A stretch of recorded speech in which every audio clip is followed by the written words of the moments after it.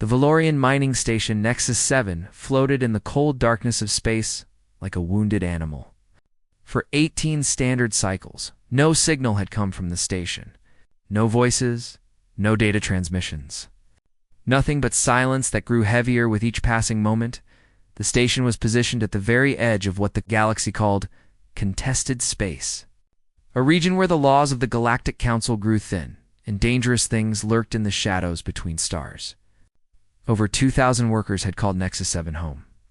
Miners, engineers, families, and traders from a dozen different species had lived and worked together in the massive structure that hung above a barren moon rich with precious minerals. Now there was only silence. High Counselor. Tevroth stood in the great chamber of the Galactic Council, his crystalline body catching the soft light that filtered through the domed ceiling. He was ancient even by the standards of the Shard Collective, his form grown tall and sharp over centuries of existence. Around him sat the representatives of 12 spacefaring species, beings of flesh and light and stranger things still, all of them united under a peace that had lasted 3,000 years. The emergency beacon had arrived without warning, cutting through layers of interference that should have been impossible to penetrate. Tevroth had listened to the fragmented transmission with growing unease. There were sounds of explosions, the groaning of metal being torn apart, and screams in languages that needed no translation. But there was something else, too. Something that made his ancient heart grow cold. Voices speaking in a tongue that none of their translation matrices could understand. Words that seemed to crawl rather than flow. Sounds that felt wrong in ways that defied explanation. "We must act," said Ambassador Kryvex of the Thornery Dominion. She was a tall creature with 4 arms and skin the color of deep water. Her people were warriors, proud and fierce. But even she could not hide the fear in her voice. "The Valorians are our allies. We cannot abandon them. And what would you have us do?" asked Minister Volume, his gelatinous form rippling with anxiety. The Moldari were a peaceful species, known for their wisdom and their caution. "We do not know what attacked them. We do not know if anyone still lives. To send a fleet into unknown danger would be foolish. To do nothing would be cowardly," Kryvex shot back. The argument continued, voices rising and falling like waves against a shore. Tevroth listened, but did not speak. He was thinking about the last time the Council had faced something truly unknown.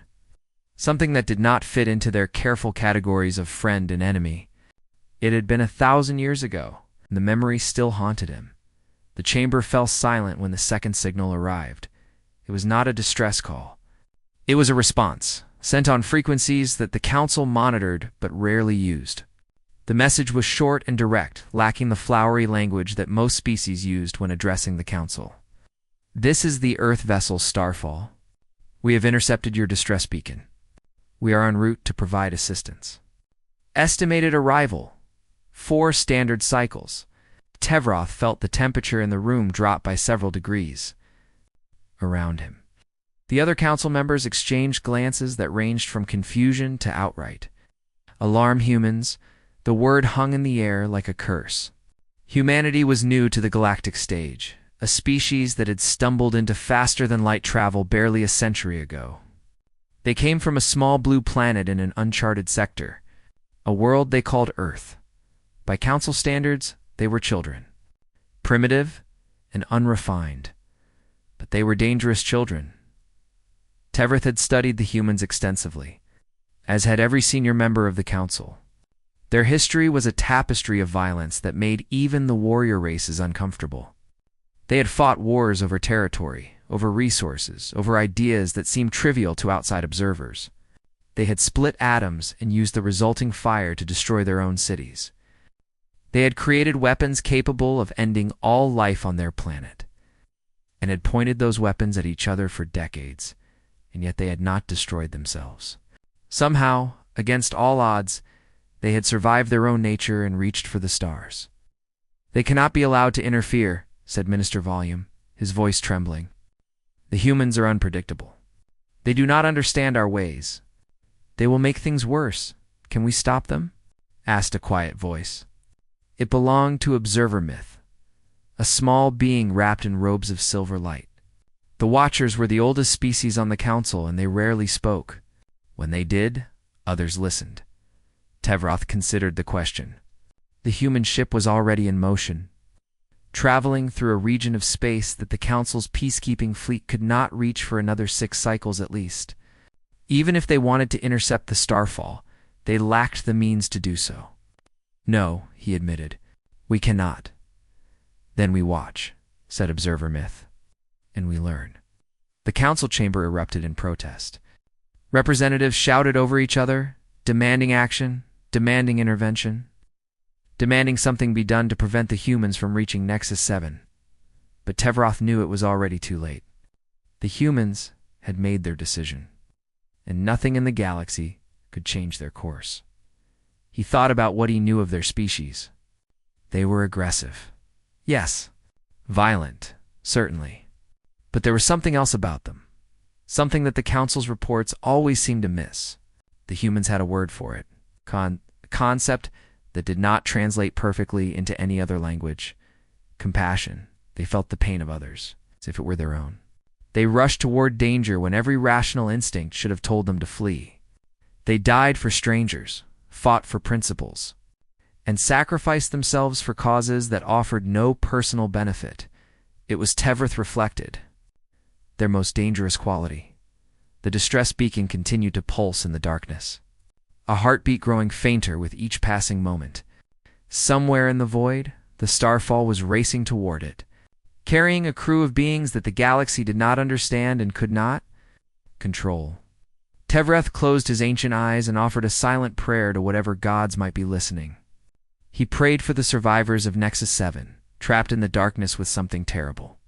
He prayed for the humans, rushing headlong into a nightmare they could not imagine. And he prayed for the galaxy itself, because he had a feeling that nothing would ever be quite the same again. The silence of space continued, vast and uncaring. But somewhere in that silence, something was about to break. Something old was about to wake. And humanity was about to announce itself to the galaxy in a way that no one would ever forget. The Council watched their screens and waited. There was nothing else they could do. The starfall dropped out of faster-than-light travel with a violence that would have torn any Council ship to pieces.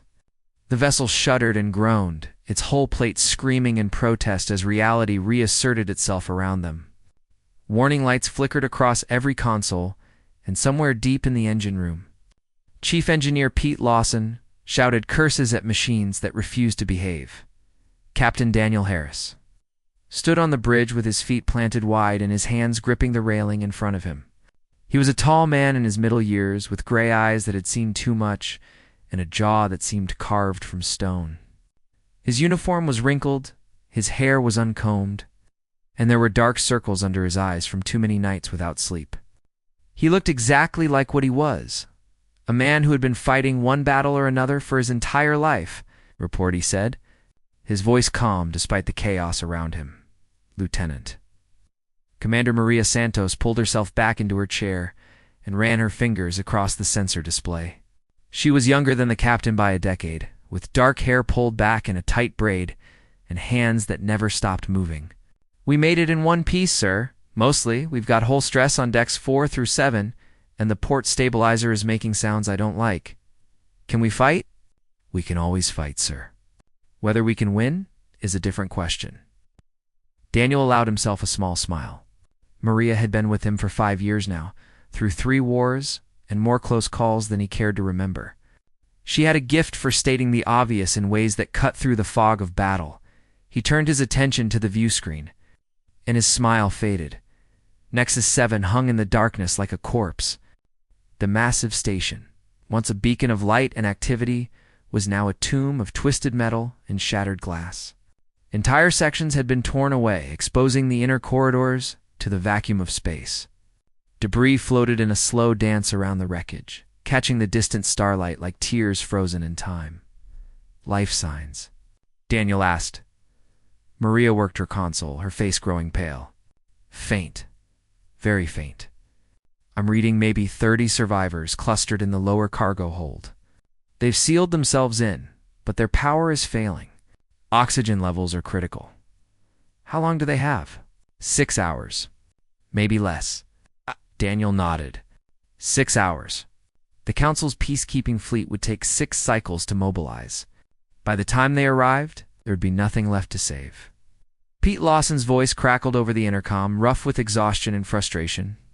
Captain, I'm picking up energy signatures I've never seen before. There's something on that station. Something big. And whatever it is, it's still active.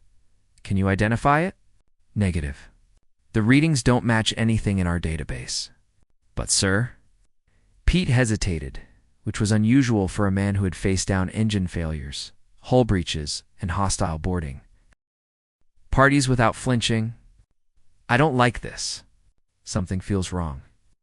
Daniel turned to his communications officer, a young man named Kevin Park, who looked barely old enough to shave. Kevin had joined the crew 6 months ago, fresh out of the academy, and had proven himself to be both competent and brave. Right now, he looked terrified, but his hands were steady on his console. Get me a line to the Council, Daniel ordered. Kevin worked quickly.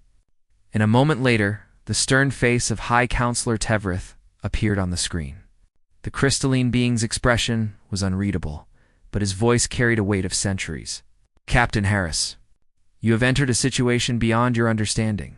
The Galactic Council orders you to stand down and await the arrival of our peacekeeping fleet. Do not approach the station. Do not engage any hostile forces. This is not a request. Daniel listened politely, his face betraying nothing. When Tevrith finished speaking, there was a long moment of silence. With respect, Counselor, Daniel said finally, your peacekeeping fleet will take 6 cycles to reach this position. The survivors on that station have 6 hours of oxygen remaining. If we wait for you, they die. All of them. The situation is too dangerous. We do not know what attacked Nexus 7. We cannot risk, then we'll find out what attacked them. Daniel's voice hardened. I have 30 people down there who are running out of air. I have a ship full of soldiers who volunteered for exactly this kind of mission, and I have weapons that work just fine against things that don't want to die. We're going in. Tevrith's crystalline form seemed to vibrate with frustration. You humans are all the same.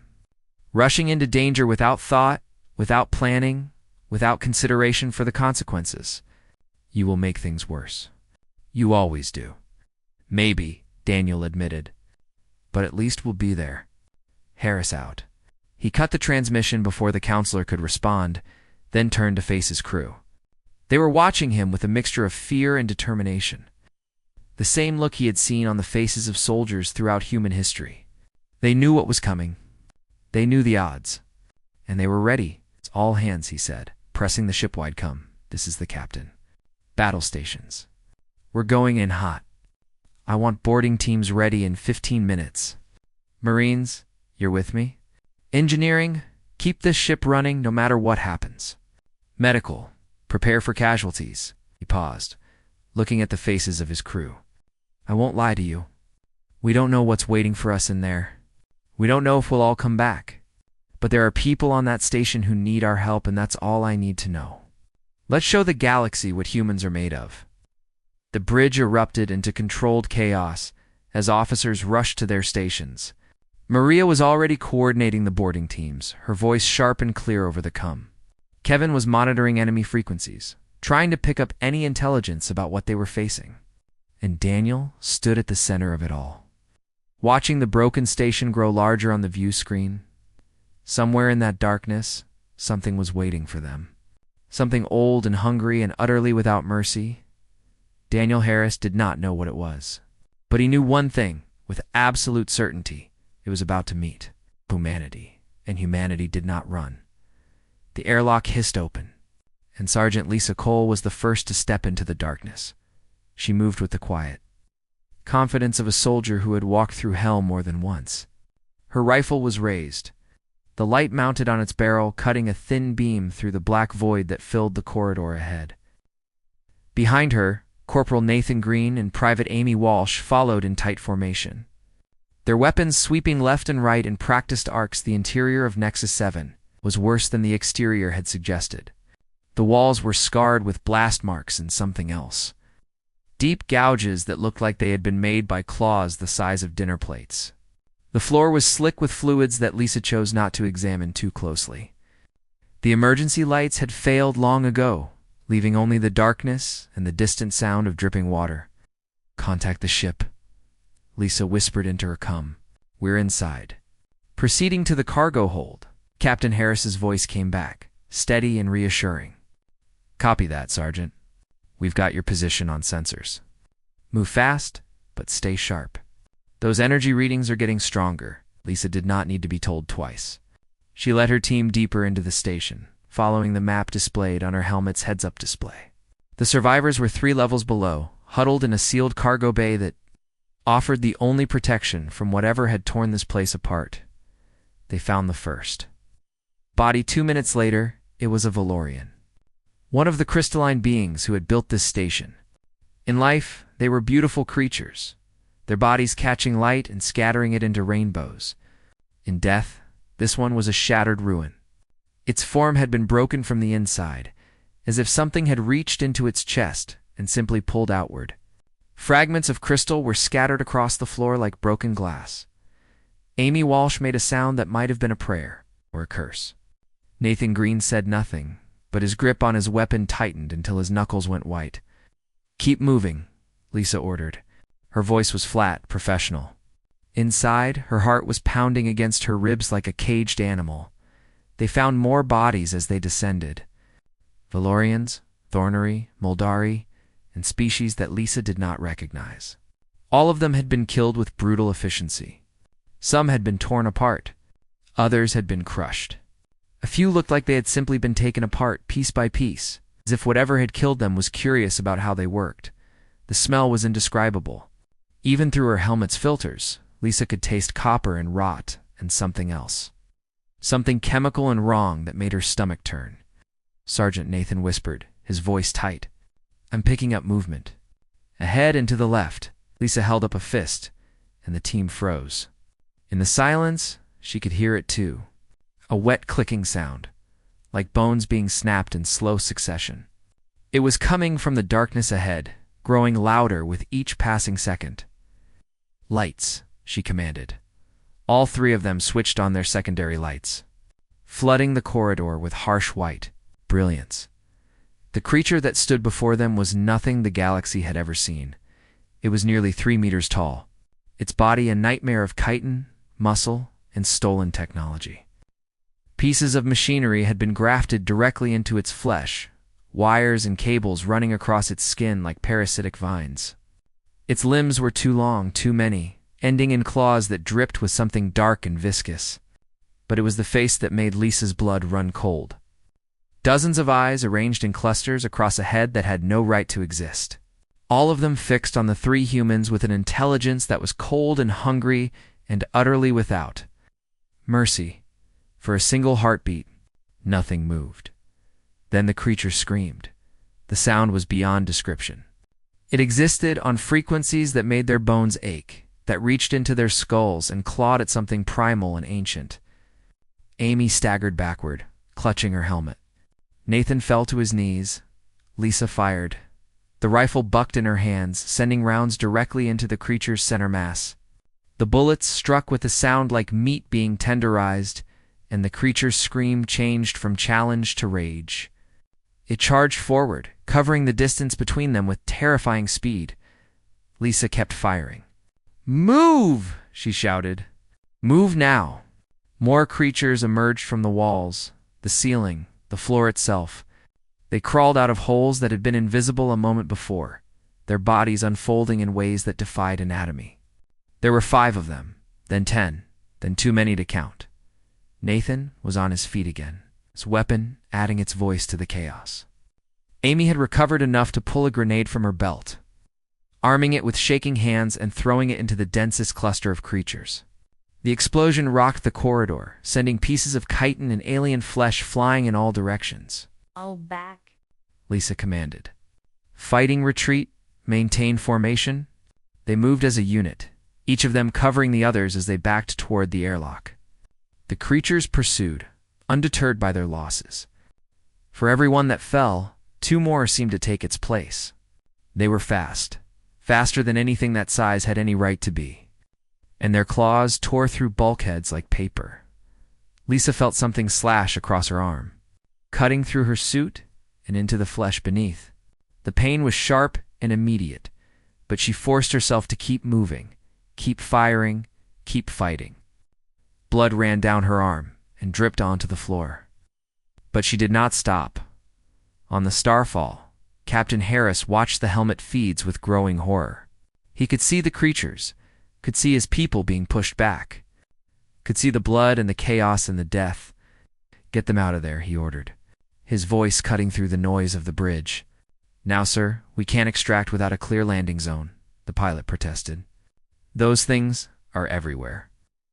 Then we make a clear landing zone." Daniel turned to his weapons officer, a woman named Rachel Kim, who had served with him for nearly a decade. Her face was pale but determined. "Target everything that isn't wearing our uniforms. Fire at will." Rachel nodded and began inputting coordinates. "Weapons hot, Captain. Firing in 3.2.1.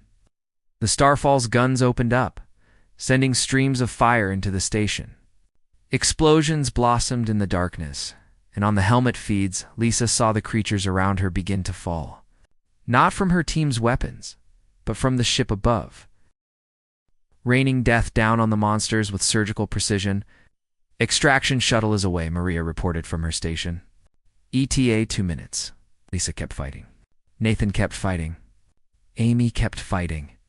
And in the cargo hold below, 30 survivors listened to the sounds of battle above them and prayed to whatever gods would listen.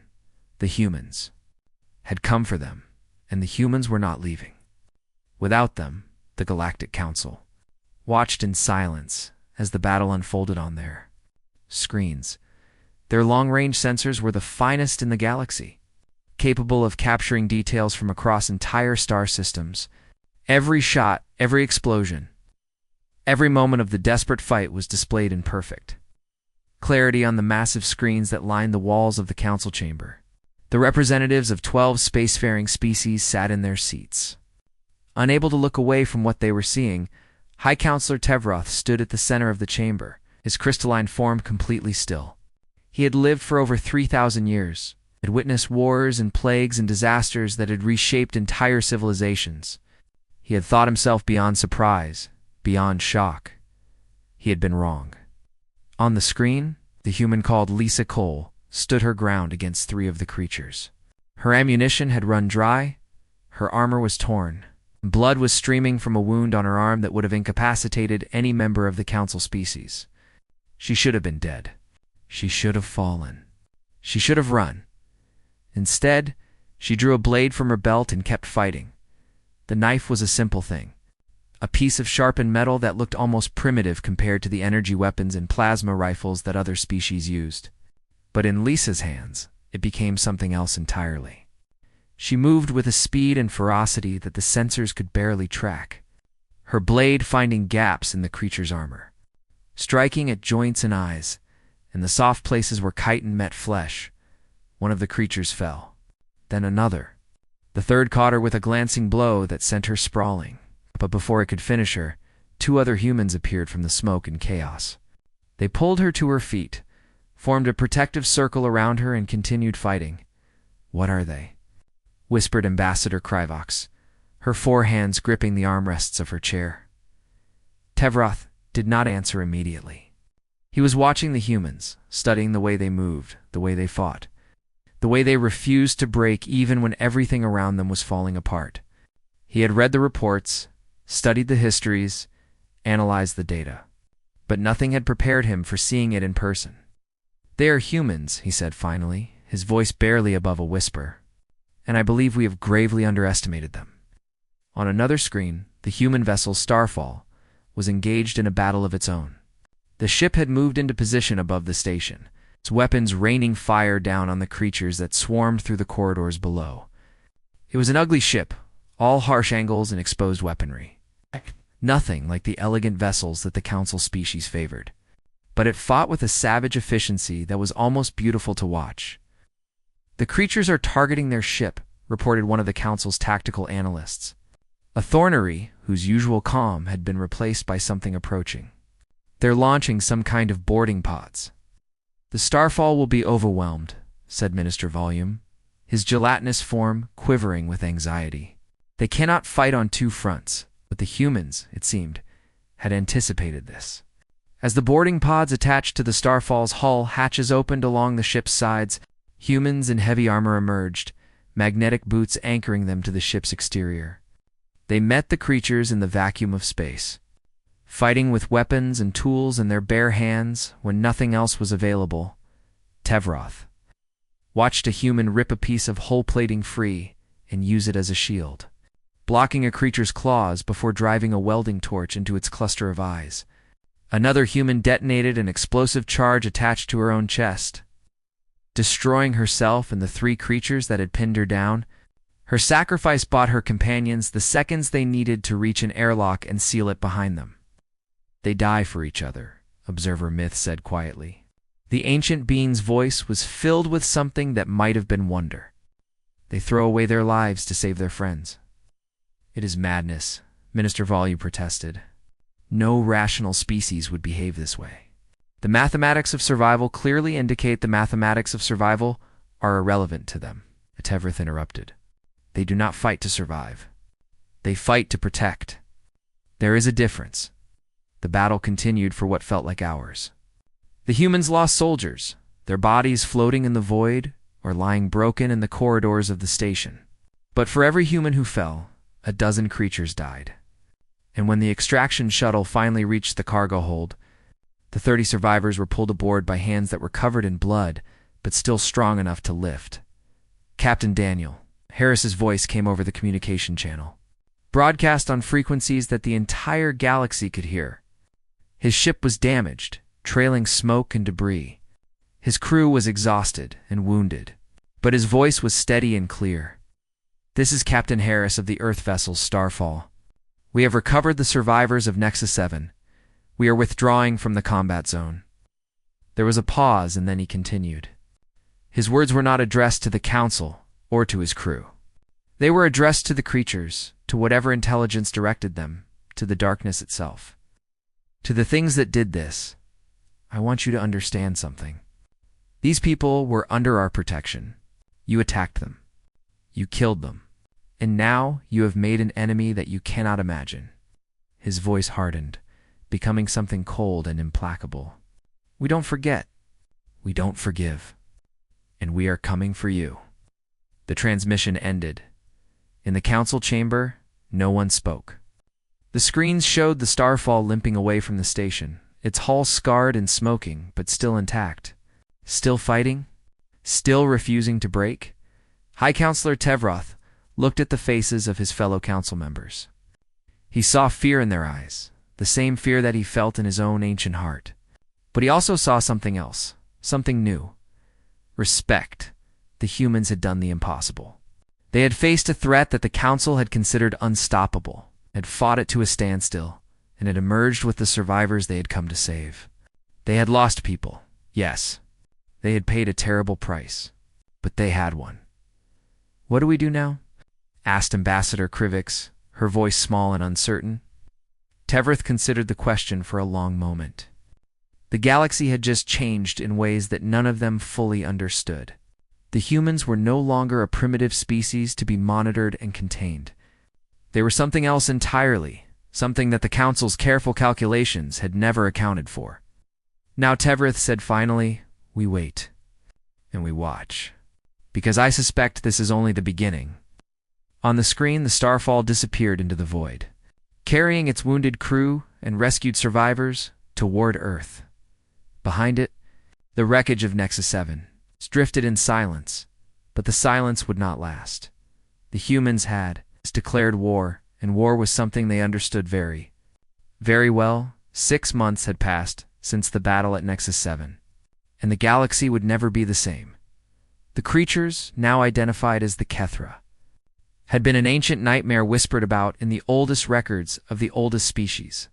They had emerged from the darkness between stars once every few millennia, attacking without warning, killing without mercy, and then disappearing back into the void before anyone could mount a response. 3 times in recorded history, the Galactic Council had sent expeditions to find and destroy them. 3 times, those expeditions had vanished without a trace. The humans did not send expeditions. The humans sent a fleet. 17 warships departed Earth 2 weeks after the starfall limped home with its wounded crew and rescued survivors. They were not elegant vessels. They were not diplomatic vessels. They were weapons of war, bristling with technology that the Council had banned millennia ago. Crewed by soldiers who had volunteered knowing they might never return, Captain Daniel Harris commanded from the bridge of his repaired ship, now renamed the Retribution. Beside him stood Sergeant Lisa Cole, her arms still bandaged from wounds that had not fully healed. Behind them stood thousands of men and women who had watched the footage from Nexus 7, who had seen their brothers and sisters die fighting monsters, and who had decided that such things could not be allowed to stand. The hunt took 4 months. The humans tracked a Kethra through regions of space that no other species had dared to enter. They followed energy signatures, debris trails, and the testimony of traumatized survivors who had escaped previous attacks. They moved with a patience that surprised even their own commanders, gathering intelligence, mapping enemy positions, and waiting for the perfect moment to strike. When they found the Kethra homeworld, they did not hesitate. The planet was a nightmare-given form. Massive hive structures covered its surface, connected by tunnels and bridges that made the entire world look like a single living organism. Billions of creatures swarmed across its continents, breeding and growing, preparing for their next great hunt. They never got the chance. The human fleet took up positions around the planet and began a bombardment that lasted for 3 days. Nuclear fire rained from the sky, turning the hive structures to ash. Kinetic rods struck with the force of falling mountains, shattering the tunnels and collapsing the breeding pits. Biological agents tailored specifically to the Kethra genome were released into the atmosphere, ensuring that nothing would ever grow on that world again. When it was over, the planet was silent. Not just defeated, not just conquered, but completely and utterly dead. The Kethra, who had terrorized the galaxy for millions of years, were gone. Not pushed back. Not contained. Gone. The Galactic Council received the news in stunned silence. They used nuclear weapons, Minister Volume said, his voice trembling with horror. Biological agents. Weapons that we outlawed precisely because of their capacity for destruction. They used whatever was necessary to win, High Counselor Tevrath replied. His voice was calm, but there was something in it that had not been there before. Something that might have been acceptance. And they did win. But at what cost? Ambassador Krivox demanded. They have shown the galaxy that they are capable of genocide. What species would trust them after this? Perhaps Observer Myth said quietly, the question is not whether we trust them. Perhaps the question is whether we are grateful. The words hung in the air unanswered. 3 weeks later, the human fleet returned to Council space. They did not come as conquerors demanding tribute. They did not come as victors claiming territory or power. They came quietly, their ships battered, and their crews exhausted, asking for nothing but permission to pass through on their way home. High Counselor, Tevrath met with Captain Harris aboard the Retribution. The human looked older than he had 6 months ago, his hair grayer, his eyes more tired, but there was a strength in him that Tevrath had learned to recognize, a core of iron that refused to break no matter what was thrown against it. You could have asked for anything, Tevrath said. Planets, resources, a seat on the council. After what you did, we would have had no choice but to agree. Daniel Harris shook his head slowly. We didn't do this for reward, Counselor. We did it because it needed to be done. But why? The Kethra had never attacked Earth. Your species had no history with them, no grievance that demanded vengeance. Why risk everything for strangers? The human was quiet for a long moment, staring out the viewport at the stars. When he spoke, his voice was soft but certain, because that's what we do. We see people in trouble, and we help. We see monsters hurting the innocent, and we fight. It's not logical. It's not strategic. It's just who we are. Tevrath considered this. In his 3,000 years, he had never met a species quite like humanity. They were violent, yes. Dangerous, certainly. But they were also something else, something that the galaxy had never seen before. They were protectors. The council convened one final time to discuss the human question. The debate lasted for hours, with representatives arguing about the implications of humanity's actions, the dangers they posed, and the uncertain future that now stretched before the galaxy. In the end, it was Observer Myth who spoke the words that settled the matter. "The humans are not like us," the ancient being said. "They do not think like us, do not fight like us, do not dream like us. They are wild and unpredictable, and sometimes terrifying. But they are also brave. They are also compassionate. And when the darkness came, they were the ones who stood against it." The chamber fell silent. Perhaps Myth continued, "Instead of fearing what they might do, we should be grateful for what they have done. The Kethra are gone. The survivors of Nexus 7 are alive. And the galaxy is safer than it was before the humans came." There was no vote. There did not need to be. The council simply nodded, accepting a truth that they could not deny. On Earth, life continued as it always had. Daniel Harris retired to a small house by the ocean where the sound of waves could almost drown out the memories.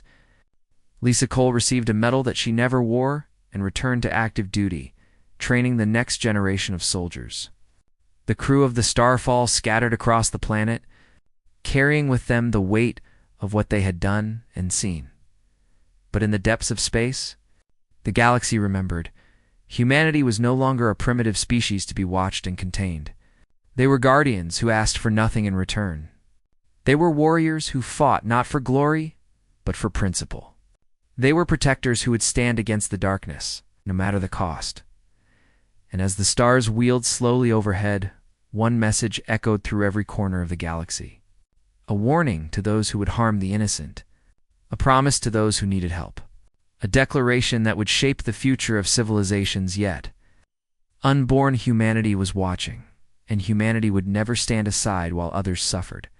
The end had become a beginning, and the galaxy would never be the same.